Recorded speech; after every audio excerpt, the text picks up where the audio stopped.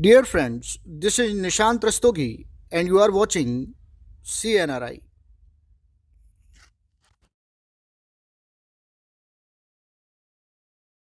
आइए अब इस क्वेश्चन को सॉल्व करते हैं।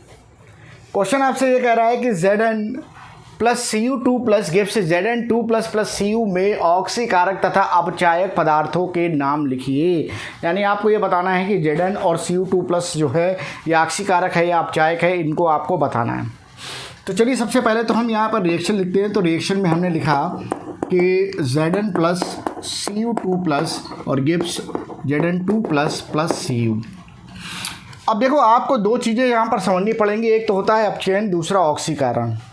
ऑक्सीकरण जो ऑक्सीकरण होता है उसमें धनावेश जो होता है वो बढ़ता है और ऋणावेश जो होता है वो घटता है। जो अपचयन होता है उसमें धनावेश जो होता है वो घटता है और ऋणावेश जो होता है वो बढ़ता है। ठीक है ना। जिसका ऑक्सीकरण होता है वो अपचायक होता है। जिसका ऑक्सीकरण होता है वो अपचायक होता है और जिसका अपचयन होता है वो ऑक्सीकारक होता है।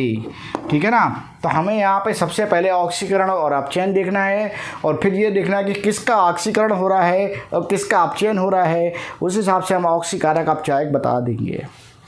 चलो भाई, हमारे पास दो अभिक्रियाएं हैं यहाँ पर। एक तो जिंक से बन रहा है Zn2 प्लस और दूसरा मेरे पास Cu2 प्लस से बन रहा है Cu। ठीक है। मैंने कहा कि धनावेश बढ़ता है तो ऑक्सीकरण, तो आपने बोला कि सर जिंक है, अकेला है तो जीरो ऑक्सीकरण संख्या है और यहाँ से Zn2 प्लस बढ़ गया, यानी कि धनावेश बढ़ गया। तो इसका मतलब है कि यहाँ ऑक्सीकरण हो गया। मैंने कहा भाई किसका हुआ, तुमने कहा जिंक का। मैंने कहा जिसका होता है वो ऑक्सीकरण वो क्या होता है, वो अपचायक होता है। तो इसका मतलब यहाँ पर Zn जो होगा वो अपचायक हो जाएगा।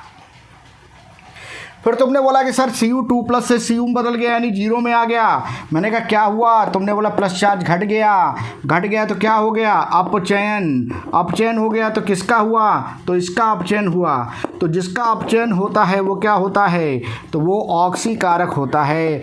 इसका मतलब ये हो गया कि Cu2 प्लस जो है वो ऑक्सीकारक हो गया। तो इस तरह से आप लिखेंगे Cu2 प्लस ऑक्सीकारक और ये अपचायक।